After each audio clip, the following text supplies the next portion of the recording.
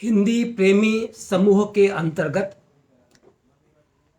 आज यह राजभाषा मास के अंतर्गत वार्ता आयोजित है।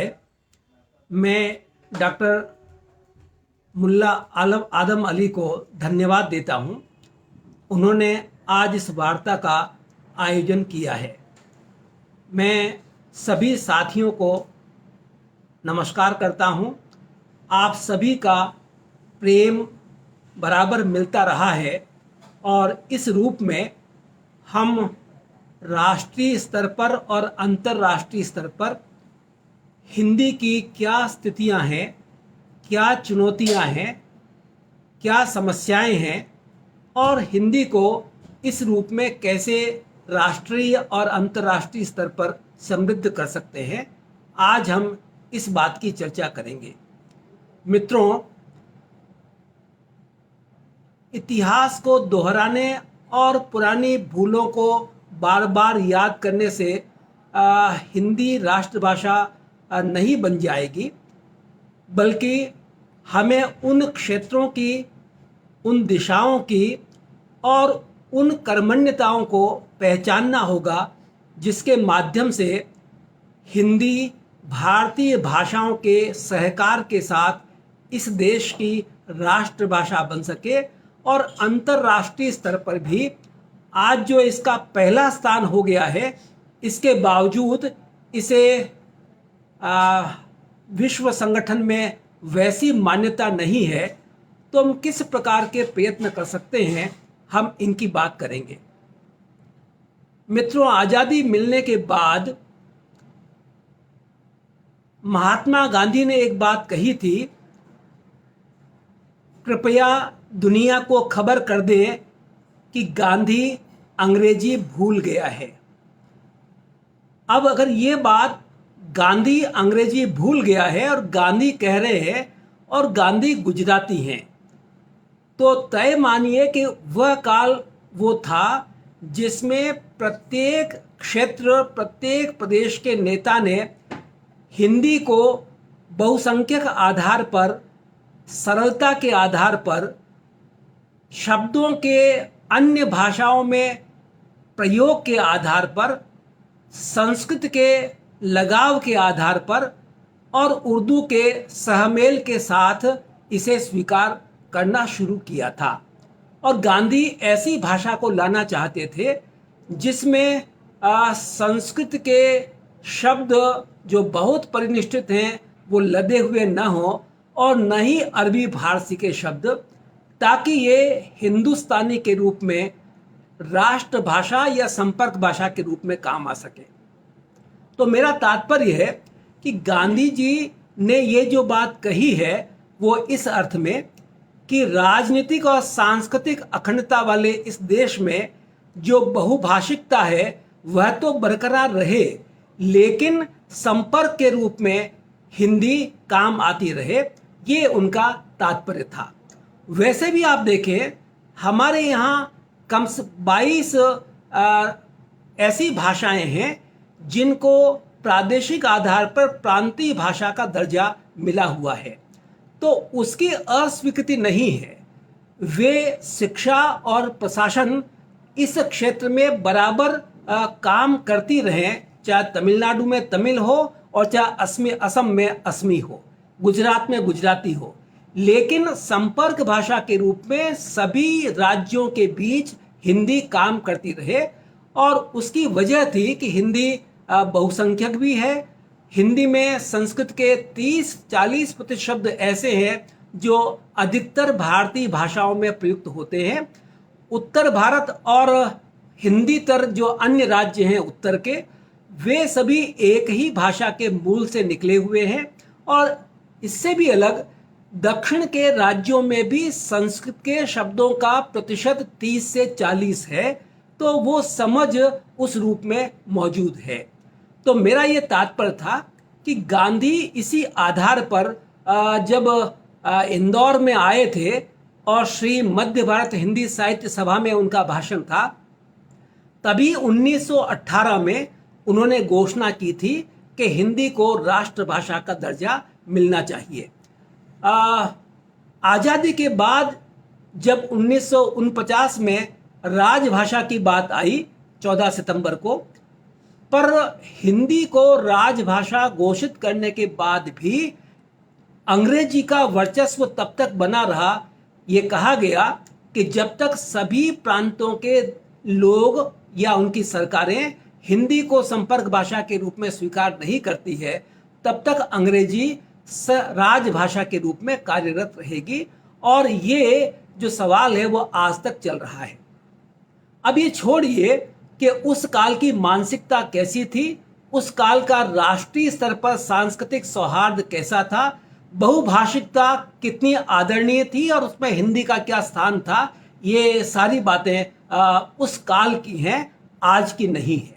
आज की इसलिए नहीं है कि हर स्तर पर हम क्षेत्रीयता को बहुत बहुमान मिल रहा है और ऐसे में कभी कभी लगता है कि हिंदी को दरकिनार करके ही प्रांतीय भाषाओं को महत्व दिया जा सकता है। ये धारणा बन गई है और इसमें कहीं न कहीं राजनीतिक स्वार्थ भी होते हैं।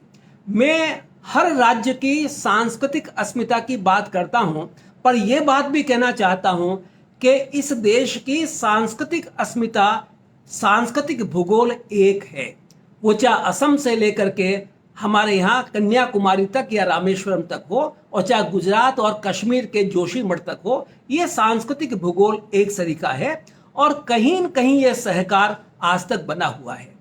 तो हिंदी ने ये कोशिश की कि भारतीय भाषाओं की अस्मिता बरकरार रहे और प्रशासन और शिक्षा में प्रांतीय भाषाओं का महत्व अनिवार्य रूप से हो, लेकिन संपर्क भाषा के रूप में कहीं हिंदी काम करती रहे ताकि देश की एकता मजबूत बने।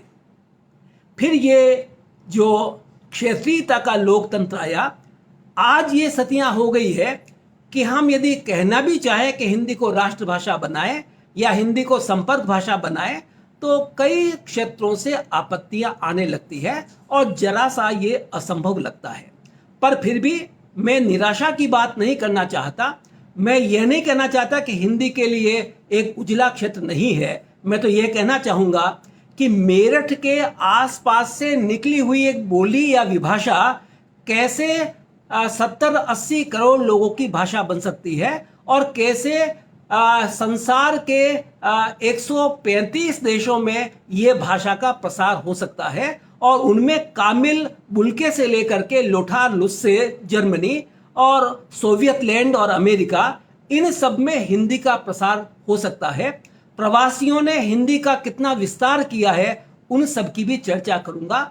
तो मेरा ये तात्पर्य है कि हिंदी को भले ही आज थोड़ा उपेक्षा की दृष्टि से देखा जा रहा हो, लेकिन मन में ये मलाल तो है, क्योंकि महादेवी वर्मा ने कहा था और बच्चे सच्ची बात कही थी कि एक बार किसी मंदिर में मूर्ति की प्रतिष्ठा करने के बाद यह कहना कि हम इसकी प्रतिष्ठा को स्वीकार नहीं करते, यह तो ठीक नहीं है।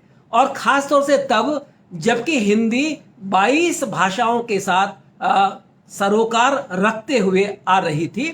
लेकिन तब भी हम मानते हैं कि उस काल में हिंदी ने किस प्रकार के प्रयत्न किए जिसकी वजह से ये राष्ट्रभाषा के रूप में, संपर्क भाषा के रूप में सब क्षेत्रों के लोगों, जिसमें राजगोपालाचारी दक्षिण से शामिल थे। और आपको याद होगा महात्मा गांधी ने 1918 में जो घोषणा की थी, उसमें यह भी था कि दक्षिण के 4 राज्यों में हम दक्षिण भारत हिंदी प्रचार सभा की स्थापना करेंगे ताकि संपर्क भाषा के रूप में हिंदी का वर्ग वहां चले। और उन्होंने अपने पुत्र देवदास गांधी को यहाँ भेजा था और देवदास गांधी की शादी राजगोपालाचारी की बेटी लक्ष्मी से हुई थी।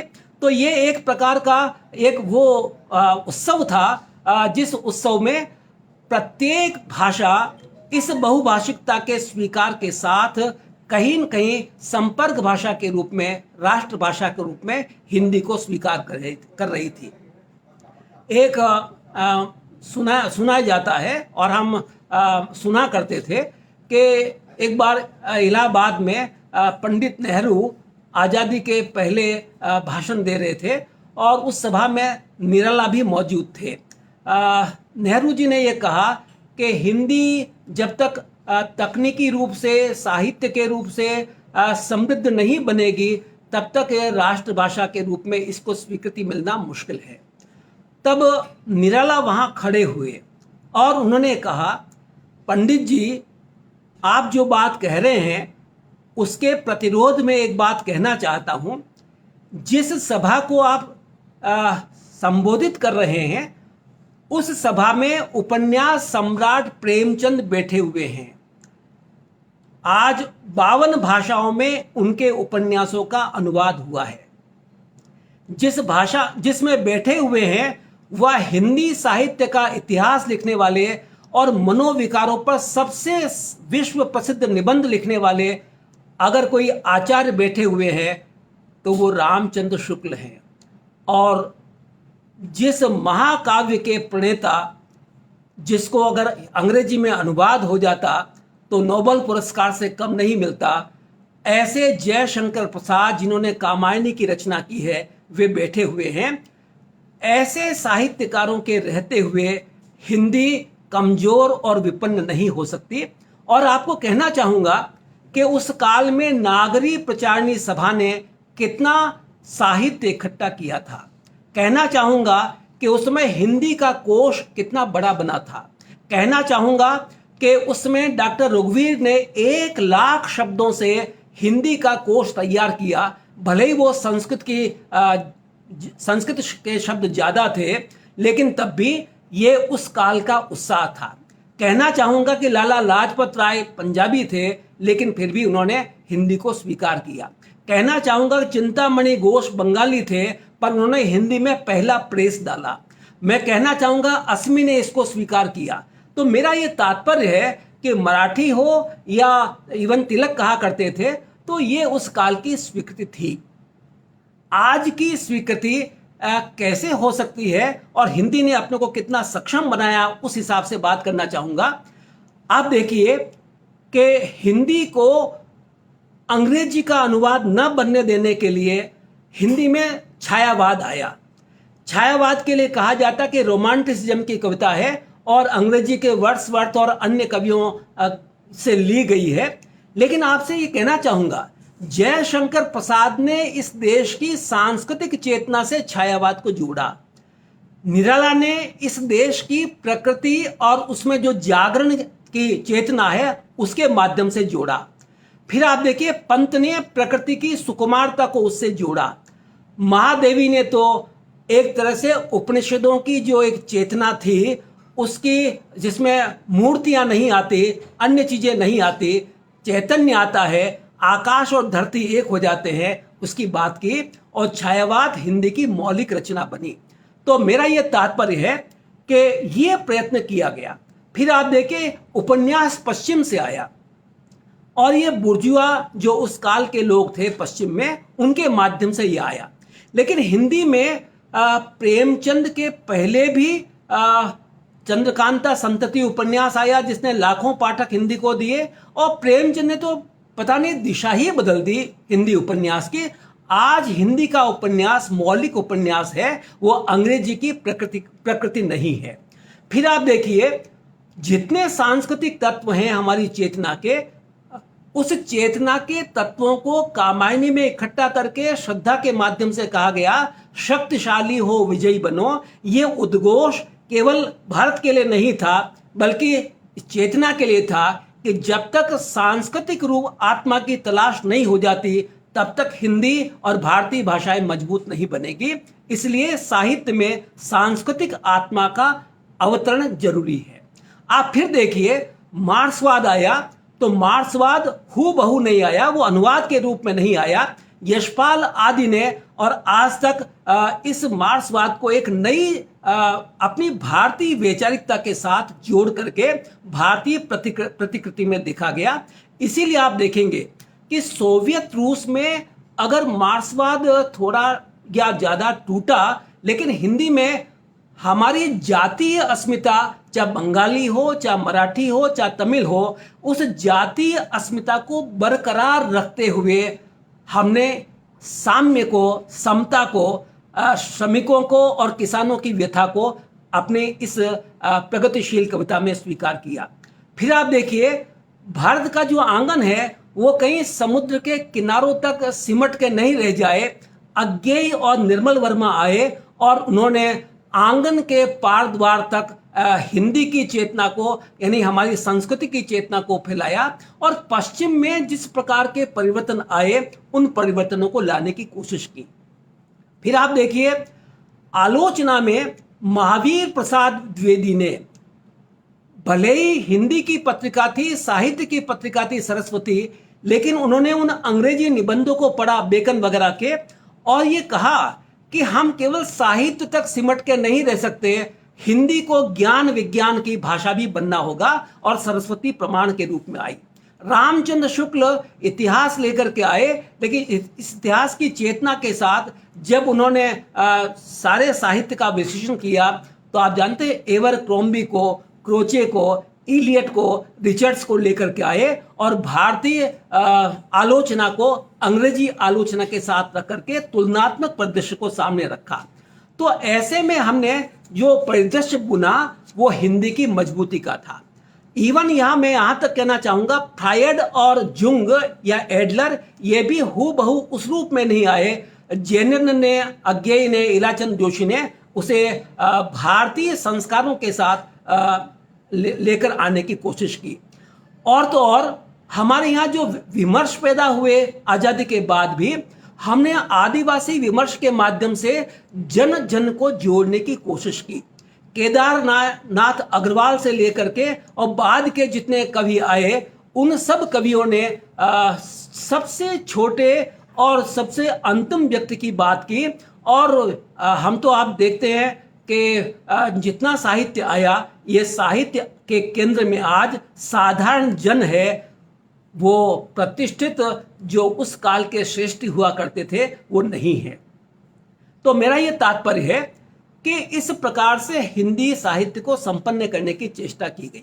फिर इतना ही नहीं है, हिंदी सिनेमा ने इतना बड़ा काम करके रख दिया कि हिंदी को फैलने में कोई दिक्कत नहीं गई। अब मैं उदाहरण देता हूं। मैं यूँ तो कई साल से चेन्नई आता रहा हूं और तमिलनाडु में करीब 6 साल से तो मैं यहाँ रह रहा हूँ। यहाँ शादियों में जो गीत बजते हैं वो पंजाबी लहजे की हिंदी के हैं। साढ़े नाल रहोगे तो ऐश करोगे। अब आप सोचिए, हिंदी और पंजाबी अलग नहीं है, और हिंदी ने तो भारतीय भाषाओं के पार्श्व को स्वीकार किया है। और ये गाना बजाने वाले भी तमिलनाडु के ही लोग हैं। और मुझे तो कभी एक मित्र ने बीच में कहा कि मैं अभी शादी में गया था, लंदन में गीत बज रहे थे तो भी साढ़े नाल रहोगे तो ऐश करोगे। यहाँ देख लीजिए, चेन्नई से लेकर के तमिलनाडु तक जहां जहां तक हिंदी के लोग और इसका प्रभाव बढ़ा है, मैं बराबर देख रहा हूं कि हिंदी की प्रगति सिनेमा के माध्यम से ज्यादा हुई है। हम राज कपूर के माध्यम से कह सकते हैं कि कैसे रूस में हिंदी की स्वीकृति कितनी बढ़ी और कितने अनुवाद हुए, कितने पुष्किन के जो अपने पुरस्कार हुए वे भारतीयों को मिले, भीष्म साहनी से लेकर के और अन्य लोग तक। और आज आप देख लीजिए कि जितने प्रवासी लोग ऑस्ट्रेलिया गए हैं, जितने अमेरिका में गए हैं, जितने इंग्लैंड में गए हैं, बल्कि मध्य पूर्व के देशों में गए हैं, तो वहाँ पर तो ये जितने चलचित्र आते हैं या जितने हमारे धारावाहिक आते हैं उनकी धूम मची रहती है। अब आप क्या कीजिएगा कि महाभारत और रामायण या अन्य जो वृत्त बने ये सभी देशों में देखे गए, और अभी जब ये कोरोना आया तब भी 14 करोड़ लोगों ने इन सीरियल्स को वापस देखा। तो ये तात्पर्य था कि कैसे इस प्रकार से इन माध्यमों से हिंदी की स्वीकृति बढ़ी। फिर आप और देख लीजिए, मैं कुछ साल पहले और अभी भी जाता हूं चेन्नई का अपोलो अस्पताल, वहां 3 भाषाओं में लिखे रहता है। तमिल मुझे नहीं आती है, अंग्रेजी में देख लेता हूं, हिंदी में भी है। मैं आपकी क्या सहायता कर सकता हूं। और आप जानते हैं कि चेन्नई का जो अपोलो हॉस्पिटल है वो बरसों से हृदय की चिकित्सा का केंद्र बना हुआ है। मतलब मेडिकल का व्यवसाय कैसे पनप सकता है इन तीनों भाषाओं के माध्यम से, सहकार के माध्यम से। और वहाँ कर्मचारी जो रखे जाते हैं वो भी इस आधार पे कि कम से कम 5 कर्मचारियों में से एक तमिल का भी जानने वाला हो, एक हिंदी जानने वाला हो और अंग्रेजी में बोलने वाला हो, तो डॉक्टर्स भी और कर्मचारी भी हिंदी में या तमिल में या अंग्रेजी में बात कर लेते हैं। इसका मतलब हुआ कि व्यापार में और सिनेमा में यदि हम हिंदी के प्रयोग को बढ़ाएं तो आम जन तक, ये दुबई तो आप जानते हैं हिंदीमय हो गया है, अमेरिका हिंदीमय हो गया है, और कौन जानता था कि अमेरिका में रह करके आज की सरकार में 30-35% लोग हिंदी जानने वाले या भारतीय मूल के हैं। ये कौन जानता था कि अमेरिका में भारत का झंडा इस तरह से लहराएगा, इंग्लैंड का वित्त मंत्री ये भारतीय बनेगा। इसका मतलब प्रवासियों ने भी उसी प्रकार से हिंदी को समर्थ बनाने की कोशिश की। फिर आप और देखिए, दक्षिण भारत में दक्षिण भारत हिंदी प्रचार सभा के 4 केंद्रों के माध्यम से साल भर में जो परीक्षा देने वाले मध्यमा, प्रथमा या अन्य लगभग 1 लाख विद्यार्थी हैं। आप सोचिए, कम से कम 800-900 लोगों ने तो यहां से पीएचडी की है। तो इसका तात्पर्य हुआ कि हिंदी के प्रयोग की दृष्टि से, हिंदी के विस्तार की दृष्टि से निराशा की बात नहीं है। भले ही आप उसे संपर्क भाषा के रूप में राजनीतिक कारणों से न जोड़ें, लेकिन जनता में कहीं न कहीं हिंदी आ रही है। और मैं यहाँ भी जब सब्जी खरीदता हूँ तो कभी कोशिश करता हूँ अंग्रेजी में बोलने की कोशिश करता हूँ, तो सब्जी बेचने वाले जो तमिल भाई हैं वो कभी कभी हिंदी में बात कर लेते हैं। इसका मतलब बाजार की भाषा को विकसित किया जाए, सिनेमा की भाषा को विकसित किया जाए, छोटे सिनेमा या छोटे पर्दे टीवी की भाषा को विकसित किया जाए और उसमें भारतीय संस्कृति, भारतीय अर्थव्यवस्था, भारतीय बाजार, भारत की प्रगति, भारत का भूगोल, भारत की प्रकृति इस रूप में लाई जाए, तो संसार के सामने एक बड़ा क्षेत्रफल हिंदी का बन सकता है जो लोकप्रिय भी हो। तो सारी शरारतें भले ही हो हिंदी के प्रति या हिंदी के प्रति पूर्वाग्रह भले ही हो, भले ही पुनर्जागरण जो हिंदी के लिए है या संस्कृति के लिए वो एकाएक न आए, लेकिन तब भी अंदर ही अंदर हिंदी बढ़ रही है। लेकिन और भी प्रयत्न करने पड़ेंगे, खाली ये प्रयत्न पर्याप्त नहीं है। फिर आप देखिए कि हिंदी का सरलीकरण करने की काफ़ी कोशिश की गई है, वर्तनी के आधार पर भी और भाषा के शब्दों के आधार पर भी, और इसलिए अनेक भाषाओं के, भारतीय भाषाओं के और कुछ विदेशी भाषाओं के शब्द भी हमारे लाए गए और उनकी स्वीकृति हिंदी प्रदेश देता है। मैं अपने ज़माने की फिल्म कहूँ, लव इन टोक्यो, और उसमें जो गीत आता था सायोनारा सायोनारा, ये सायोनारा भी उस समय बहुत प्रचलित हुआ। इसका मतलब जापान के लिए भी स्वीकृति है। और हमारे तो जयशंकर प्रसाद ने कहा ही था, अरुण यह मधुमय देश हमारा, जहां पहुंच अनजान क्षितिज को मिलता एक सहारा। तो मेरा तात्पर्य है कि हम हिंदी भाषी प्रदेश के लोग भारतीय भाषाओं के प्रति तो भाई सरीखी सांस्कृतिक अस्मिता की ललक रखते ही हैं, भाईचारा रखते ही हैं, और कुछ भाषाएं, अनेक भाषाएं तो भारतीय मूल की है और उनमें स्वाद भी बहुत गहरे हैं। मैं आपसे यह भी कहना चाहूँगा कि हिंदी ने भले ही अपने सांस्कृतिक अस्मिता की जड़ें जरा हल्की कर दी हों, लेकिन भारतीय जो भाषाएं हैं उन्होंने अपनी जड़ें अभी हल्की नहीं की है।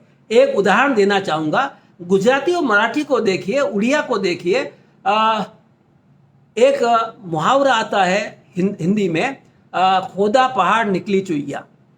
मुझे लगता था कि ये जो मुहावरा है, ये कहावत है, ये तो अपने आप में सब मौलिक है, लेकिन गुजरात में रहते हुए जब जेपीसी की रिपोर्ट आई हर्षवर्धन मेहता के ज़माने में, तो अखबार में छपा था, खोद्यो डूंगर ने निकलियो उंदर।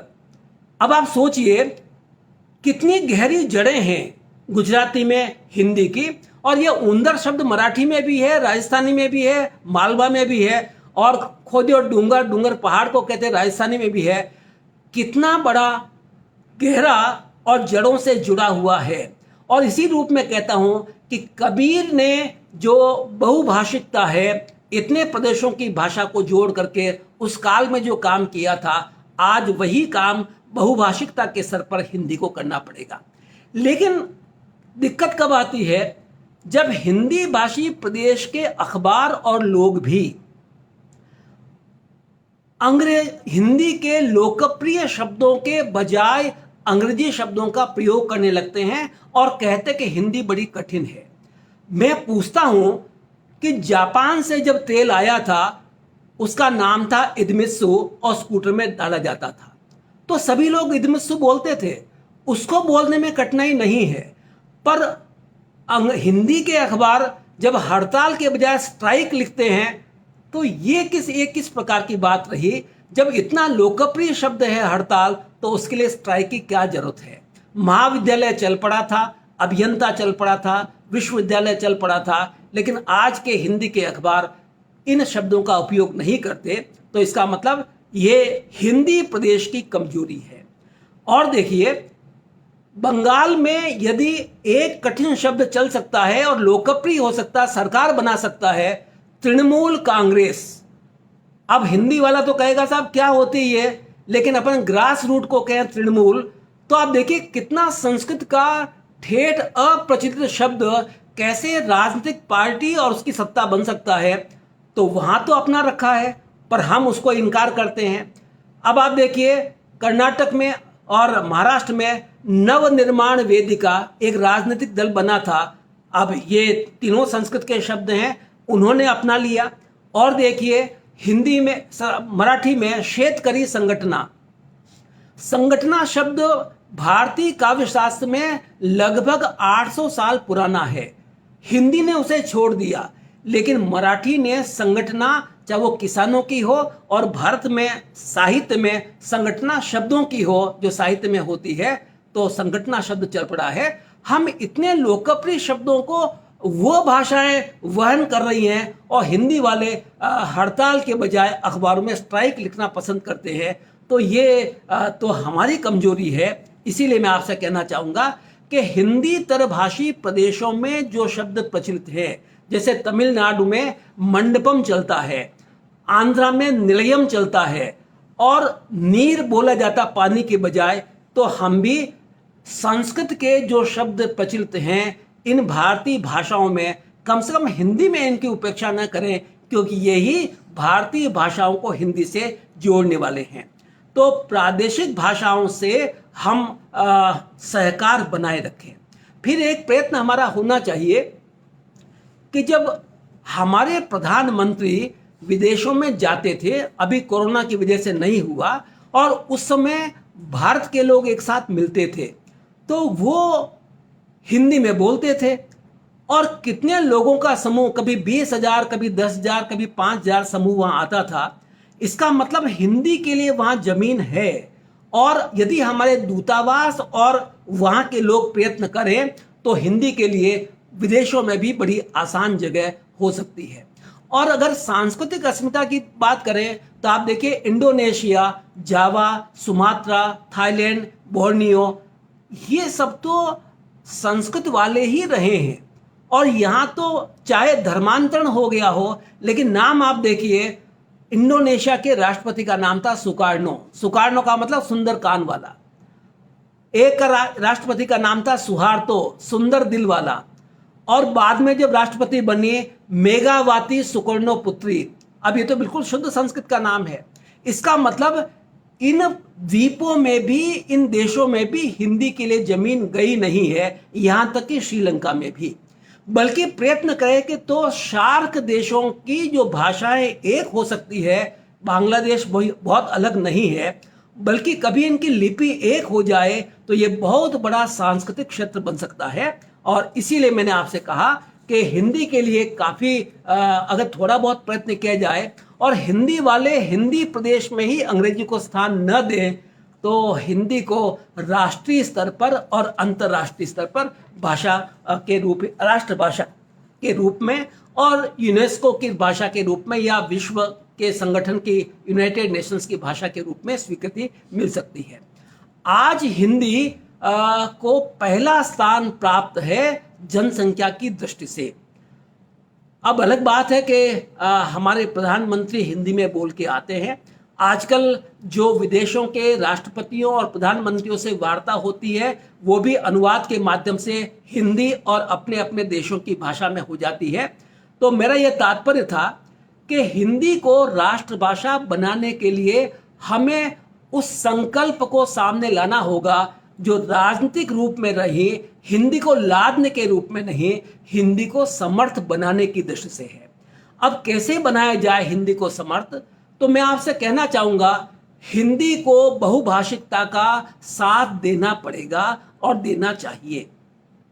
और इसीलिए जिस प्रदेश में रहते हैं वहाँ के कम से कम जो हिंदीतर भाषी लोग हैं या हिंदी भाषी लोग हैं, कम से कम संपर्क भाषा के रूप में और मूल भाषा के रूप में कहीं न कहीं थोड़ा संपर्क सहकार बढ़ना चाहिए। आने वाले जमाने में ये बहुत सारे परिवर्तन आने वाले हैं और ये परिवर्तन आकर के रहेंगे। हिंदी वैसी नहीं रह जाएगी जो आज है या आज से 25 साल पहले थी। जैसे जयशंकर प्रसाद की हिंदी तब्दील होकर के प्रेमचंद के माध्यम से बदल गई, प्रेमचंद की हिंदी भी अब और सरलीकृत होकर के हमारे टीवी माध्यमों के माध्यम से या फिल्मों के माध्यम से, क्योंकि जितना आजकल आइडल हो रहे हैं, जितने दूरदर्शन के संगीत के कार्यक्रम आते हैं और वे मध्य पूर्व में भी और अन्य देशों में बड़े लोकप्रिय होते हैं, छोटे छोटे बच्चे प्रतिभा दिखाते हैं, तो एक बहुत बड़ा हिंदी का मंच वे तैयार कर रहे हैं। लेकिन आने वाला जमाना किस प्रकार का होगा हमें इसको देखना पड़ेगा। हिंदी का कंप्यूटर से जितना संबंध बनेगा ऐप के माध्यम से, लिपि के माध्यम से और ग्राह्यता के माध्यम से हिंदी का उतना ही विकास होगा। जब इंटरनेट नया आया था 10 साल तक सिर्फ अंग्रेजी थी। आज आप देखिए व्हाट्सएप पर कितनी हिंदी चलती है, फेसबुक पे कितनी हिंदी चलती है, इंस्टाग्राम कितना हिंदी में हो गया। भारत सरकार की मान्यता से आया और वो भी अब लोकप्रिय हो चला है।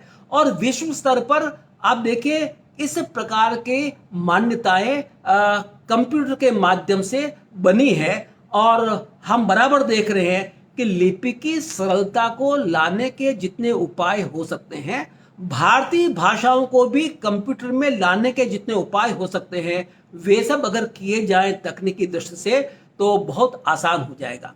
उदाहरण देना चाहता हूं, अंग्रेजी का मानकीकरण हो गया है कंप्यूटर की भाषा में, इसीलिए जब हम स्पेलिंग की बात, वर्तनी की बात आती है तो थोड़ी सी आसान हो जाती है।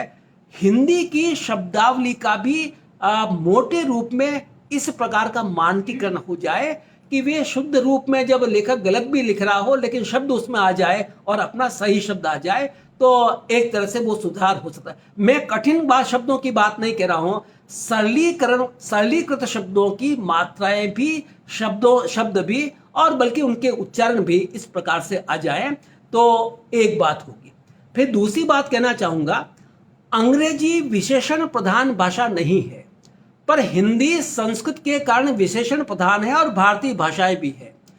अब बहुत दिनों तक ये विशेषण नहीं चल पाएंगे, तो इसका अर्थ ये हुआ कि हमें विशेषणों का प्रचलन तो कम होता जा रहा है, उसके बदले और जो नए शब्द होते हैं, चाहे वो मशीन के हों, तकनीक के हों, इनको यदि अपनाएंगे तो हिंदी की शब्दावली, शब्दकोश बनेगा, उसमें वैविध्य आएगा और हम उसको अपनाएंगे। फिर दूसरी बात आपसे कहना चाहूंगा कि जैसे अपन पत्नी की बात करते हैं, पत्नी के लिए भार्या, वनिता, न जाने कौन कौन से शिव के लिए ये करते हैं। अंग्रेजी में एक है तो वो एक से काम चला लेते हैं, समय बच जाता है। बाजार समय बचाना चाहता है तो धीमे धीमे आप देख रहे हैं अब पानी भी है या अन्य चीजें भी है तो उनके पर्यायवाचियों का उपयोग, यद्यपि पर्यायवाचियों की विशेषता होती है कि वे कविता में उसकी जो छाया, अर्थक छाया होती है, उस अर्थक छाया तक लेकर के जाते हैं। इसलिए शिव को कापालिक कहा जाता तो उसका एक अर्थ है, शिव को शिव कहा जाता तो उसका एक अर्थ है, लेकिन फिर भी अब धीमे धीमे क्योंकि बाजार इन विशेषणों को लादता नहीं है तो हमें कहीं कहीं कम करने पड़ेंगे।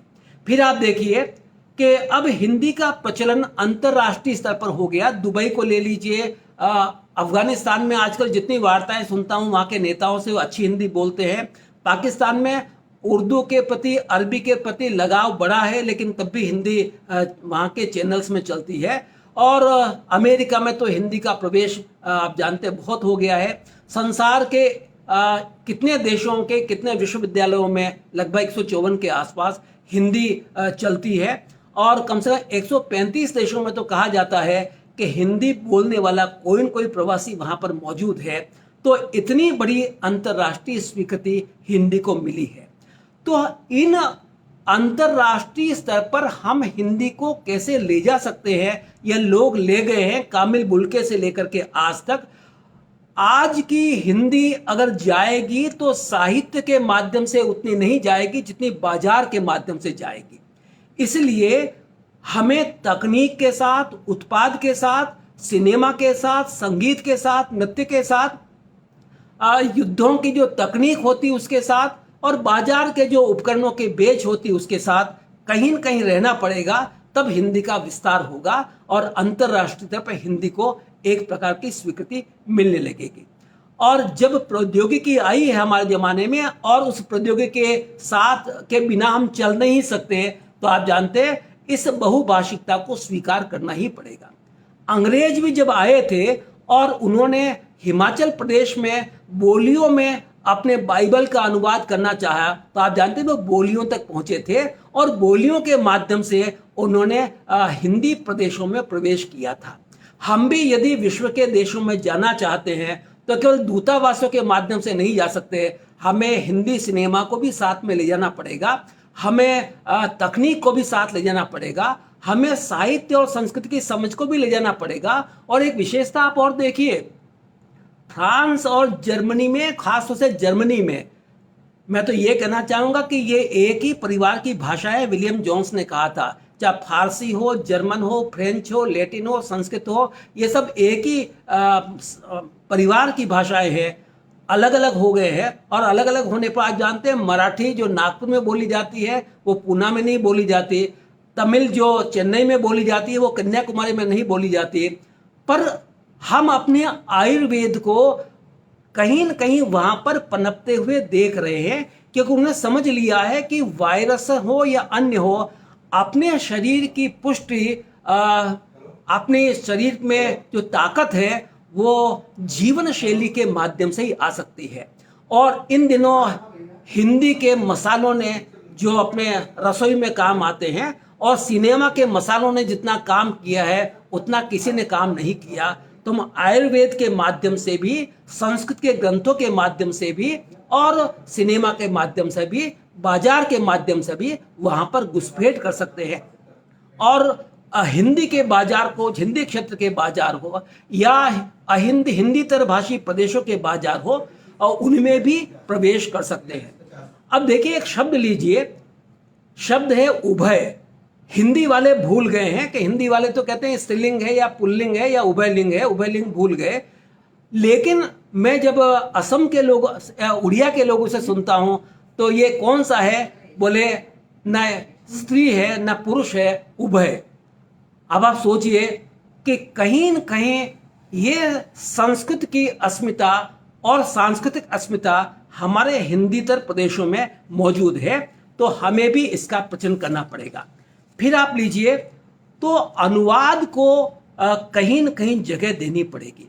हमारा दुर्भाग्य ये था कि एक समय हमारी पाठ्य पुस्तकें, चाहे विज्ञान की हो, चाहे कला की हो, चाहे वाणिज्य की हो, वे हिंदी में बनने लगी थी। पर आज कहीं मैं 25-30 साल से देख रहा हूं कि कहीं ग्रंथ अकादमियों की तरह के माध्यम से इनकी किताबें बहुत कम बनती है, और अगर बनती है तो उसके अनुवाद को समझना बड़ा कठिन होता है। तो हम कोशिश करें, इसकी बहुत सारी कठिनाइयां हैं क्योंकि अलग अलग इकाइयों के लोग अलग अलग पाठ लिखते हैं और उनकी भाषा में तारतम्य नहीं बनता है। पर अब कोशिश करनी पड़ेगी उसी स्तर पर कि हम किसी न किसी रूप में अनुवाद के माध्यम से उनको ला सकें।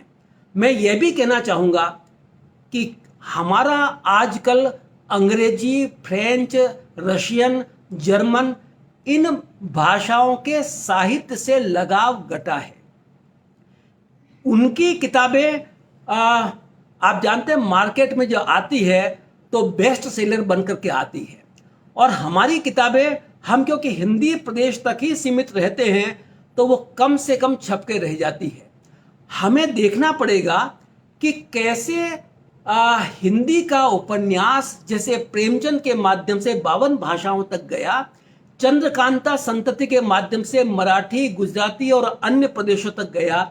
हिंदी उपन्यास की शक्ति कैसे बढ़े, हिंदी कहानी की शक्ति कैसे बढ़े कि इनके माध्यम से इनका अनुवाद अन्य भाषाओं में हो और हम गर्व कर सकें कि भारतीय भाषाएं और हिंदी प्रादेशिक और देशी भूगोल को लांघ करके विदेशों में जा रही है।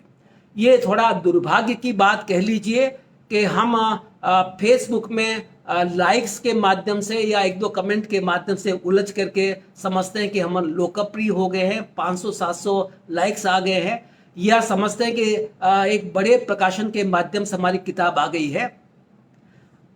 करीब करीब 80% लोगों को अपना ही पैसा लगा के किताब छपवानी पड़ रही है। इसका अर्थ ये हुआ कि जब तक हम विदेशी आंगन के सरोकार के साथ अपने देशी आंगन को विदेशों में पहुंचाने की चेष्टा नहीं करेंगे, तब तक हमारे कथा साहित्य में भी ये बात नहीं आएगी। एक और बात आपसे कहना चाहता हूं कि परिवर्तन आएगा, और ये परिवर्तन किस प्रकार का आएगा इसकी चिंता यूनेस्को को भी है। यूनेस्को की भाषाओं में चिंता व्यक्त की गई है कि कई सारी बोलियां समाप्त हो गई है, कई सारी भाषाएं आने वाले वर्षों में समाप्त हो जाएगी, और हम अब बराबर देख रहे हैं कि धीमे धीमे जो हमारी बोली के शब्द हिंदी में आए थे धीमे धीमे समाप्त हो रहे हैं। मैं विनोद में नहीं कहना चाहता पर असलियत में कहना चाहता हूं। जब गांव की महिलाएं अपने बच्चों को पढ़ाने के लिए आसपास के शहर में आती थी तो कोशिश करती थी कि हिंदी में बोलें। अब क्योंकि उनकी बोली से संदर्भित थी उनकी भाषा बोलना करना, तो मैं कई बार उनको देखता था, सुनता था, तो गांव की महिला कहती थी, और आपकी हंसी उड़ाने के लिए नहीं कह रहा हूं, उनमें हिंदी सीखने की ललक कैसी थी, पर मजबूरी थी कि वो बोली के शब्द आ ही जाते थे क्योंकि वो पले बड़े तो वहां पर है। वो महिला बोलती थी, एक बार मैं भी छत पर उबी थी। अब आप जानते हैं उबी थी ये तो बिल्कुल बोली का शब्द है, लेकिन ये महिला कोशिश कर रही है कि हिंदी में और हिंदी वाक्य में बोलने की कोशिश करे। तो इसका तात्पर्य क्या हुआ कि ये ग्रामीण क्षेत्र हिंदी में आया, कुछ बोली के शब्द कम हुए। बाद में मैं देख रहा हूं, चेन्नई में भी देख लीजिए और शहरों में देख लीजिए कि बोलियां धीमे धीमे, यहाँ के मारवाड़ी परिवार थे, धीमे धीमे मेवाड़ी मारवाड़ी कम होती गई और हिंदी में बोलने लगे। बाद में अंतर आया, थोड़ा थोड़ा बहुएं आई और पोते पोती आई तो अंग्रेजी में बोलने लगे। अब जब लिफ्ट से उतरते हैं तो लड़कियां और बहुएं अंग्रेजी में बात करती है, ना मारवाड़ी में बात करती है, ना हिंदी में बात करती है। इसका मतलब क्या हुआ? और तो और देखिए, अब घर में जिन विदेशी कुत्तों को पाला जाता है, डॉग, मैं कुत्ता नहीं कहूंगा, डॉगी कहूंगा, डॉगी को पाला जाता है, वो विदेशी है, उसकी मातृभाषा हो सकता है कि अंग्रेजी हो, तो मातृभाषा में, डॉगी की मातृभाषा में यहाँ के देशी लोग उसको सिखाते हैं सिट डाउन। अब ये उनको कहा, और वो जो डॉगी है वो बैठ जाता है।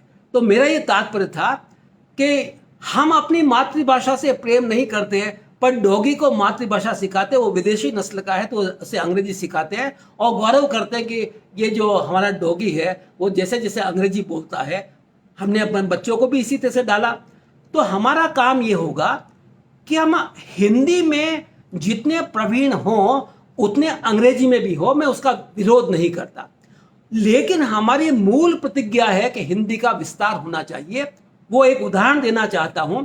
रामविलास शर्मा अंग्रेजी के प्रोफेसर थे, लेकिन ताज जिंदगी उन्होंने हिंदी की किताबें लिखी, भारतीय सांस्कृतिक जो आत्मा है उस आत्मा को तलाशा, निराला की साहित्य साधना पर काम किया, और उन्होंने कहा कि अगर रविन्द्रनाथ टैगोर बंगला की जातीय संस्कृति के सर्वश्रेष्ठ कवि हैं, तो निराला ने हिंदी की जातीय संस्कृति को विकसित किया, और हिंदी की जातीय संस्कृति देखनी हो तो निराला की कविता में मौजूद है। मेरा यह तात्पर्य था, हमें अपनी जड़ों को भी संभालना पड़ेगा और विदेशी भाषाओं को भी संभालना पड़ेगा। क्या किया रामविलास शर्मा ने? अंग्रेजी में जो साहित्य है, अंग्रेजी में जो शोध हुई है, उस सब को हिंदी में लेकर के आए। अस्तित्ववादी कविता खूब पढ़ी, अस्तित्ववादी साहित्य पढ़ा, और उन्होंने लिखा अस्तित्ववादी कविता। भारतेंदु के लिए लिखा। फिर आप देखिए मार्क्सवाद और पिछड़ा समाज, मार्क्सवाद विदेशी है लेकिन उसको हिंदी में लेकर के आए। हम भी कोशिश करें कि जितना फ्रेंच साहित्य है, जर्मन साहित्य है, अंग्रेजी साहित्य है, वो भी हिंदी में उतर करके आए। भले ही हम अंग्रेजी के प्रोफेसर हों, अच्छी अंग्रेजी बोलते हों, और आपको आश्चर्य होगा कि जब कोई धोती और कुर्ते वाला फड़फड़ाती अंग्रेजी में बात करने लगता है तो लोग कहते हैं, अरे ये अंग्रेजी बोलते हैं, हम तो सोचते नहीं थे कोई देशी आदमी होगा। आप आश्चर्य करेंगे कि भारत के राष्ट्रपति सर्वपल्ली राधाकृष्णन जब इंग्लैंड जाते थे तो लोग कहते थे कि अंग्रेजों की अंग्रेजी से भी राष्ट्रपति सर्वपल्ली राधाकृष्णन की अंग्रेजी ज़्यादा अच्छी है। ऐसे और भी ले, हमारे जोधपुर और उदयपुर विश्वविद्यालय के कुलपति भी इसी प्रकार कहते हैं, इनकी अंग्रेजी बहुत अच्छी थी। तो मेरा ये तात्पर्य था, अंग्रेजी में हमारा ऐसा अधिकार हो कि हम उसको हिंदी में अनुवादित करके हिंदी को शक्तिमय बना सकते हैं। तो हम आज क्या कर सकते हैं, इसका तात्पर्य हुआ कि 1000, 2000 या 5-4 संस्करण हिंदी उपन्यास के आ जाए और हम आत्ममुग्ध होकर कहने लगे हमारा उपन्यास बहुत लोकप्रिय हो गया है, कहानी बहुत लोकप्रिय हो गई है। तो हम कहना चाहते हैं कि अब उस उपन्यास को शक्तिमय इस प्रकार का बनाएं, उसमें सृजनात्मक संभावना इस प्रकार की तलाशें कि वो 5-7 प्रकाशनों तक नहीं और भारतीय भूगोल तक नहीं, बल्कि भारतीय भूगोल का अतिक्रमण करके अन्य भाषाओं की संपत्ति भी बने। फिर एक बात और कहना चाहूँगा कि हमारी ग्राम्य भाषाएं धीमे धीमे कम होगी, यूनेस्को की चिंता हमारी भी है, और आने वाले समय में चाहे हिंदी में हो और हिंदी अंग्रेजी में या हिंदी में अंग्रेजी घुल मिल जाए, ये मिश्रण तो होगा। हम इस भाषा की शुद्धता की बात अब नहीं कर सकते।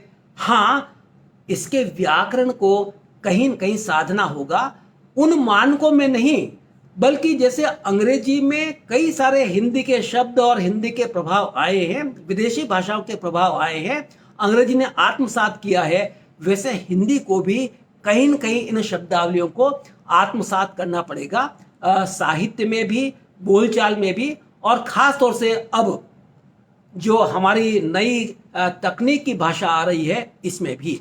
जैसे अब ब्लॉग हिंदी में लिखे जाने लगे हैं और बहुत लोकप्रिय हो रहे हैं, तो हम उसमें आम फहम शब्दावली का कैसे इस्तेमाल कर सकते हैं।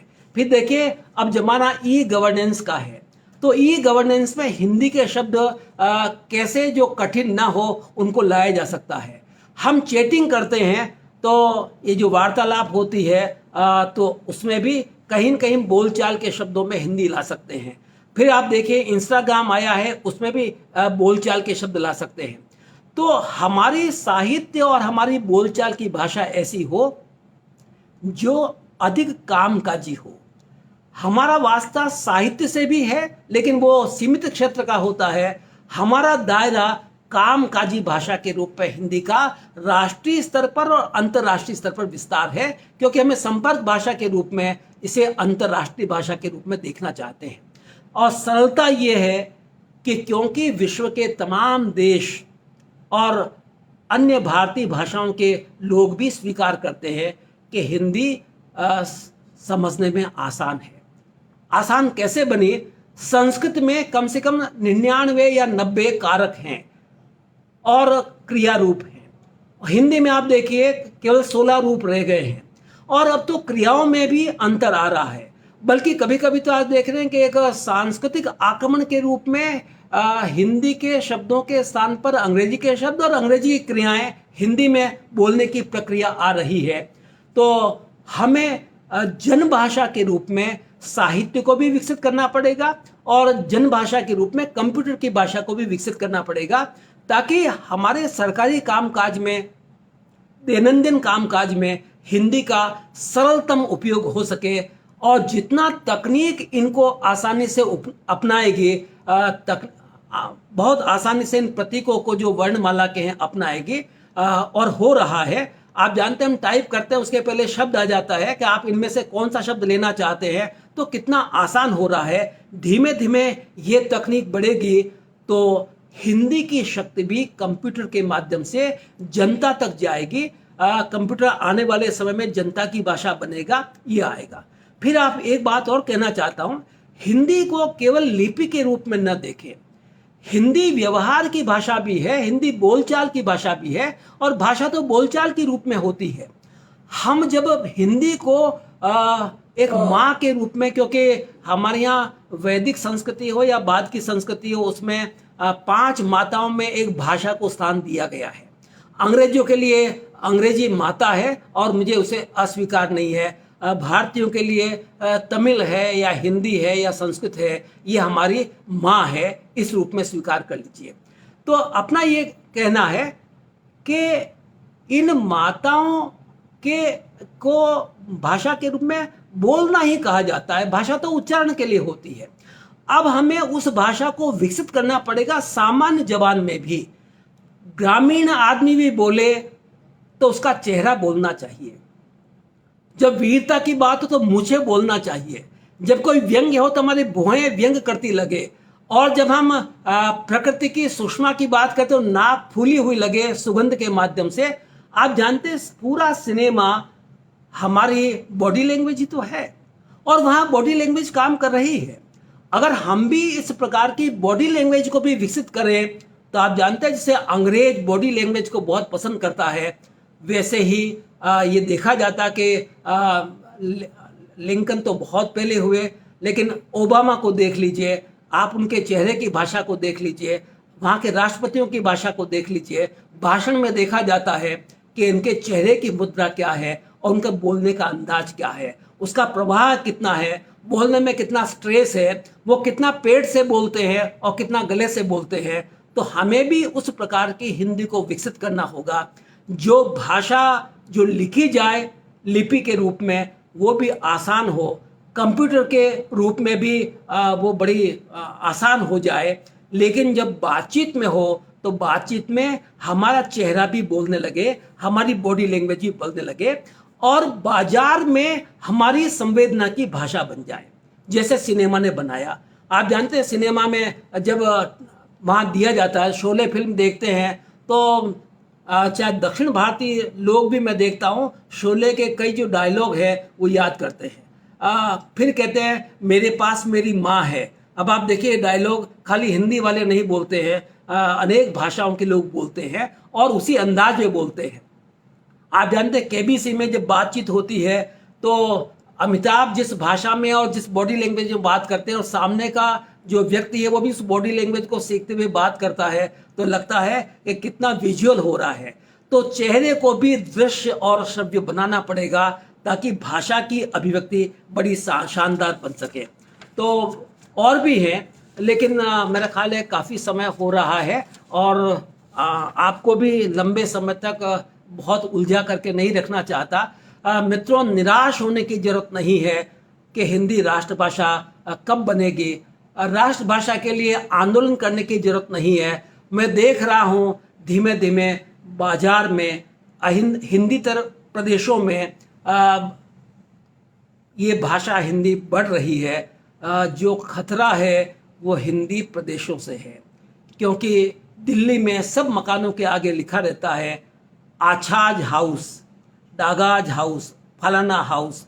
मैं तमिलनाडु के लोगों को भी कहता हूँ कि तमिल में लिखिए और हिंदी में लिखिए, अपने आप उन लोगों में जगह बनेगी।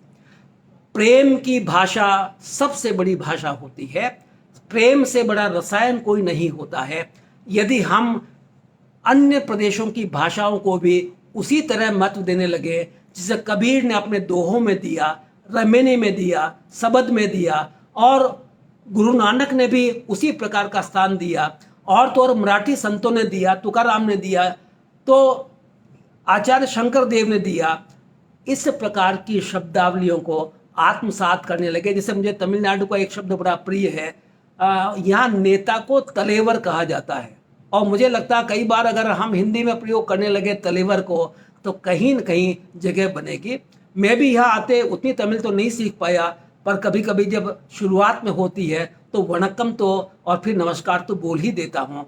तो मैं भी आपसे कहना चाहता हूँ कि यदि इन प्रादेशिक भाषाओं की स्वीकृति के साथ उन्हीं की तरह हिंदी भी जड़ें अपनी बनाए रखे सांस्कृतिक अस्मिता के साथ, और हिंदी के प्रयोग को अखबारों में कम न होने दे, बल्कि अगर अनुवाद देना है तो ब्रैकेट में अंग्रेजी शब्द लिख दें, शुरू पे हिंदी शब्द लिखें, तो धीमे धीमे ये प्रयोग तकनीकी दिशा में भी, अखबार में भी, फिल्मों में भी ये कहीं न कहीं बढ़ेगा।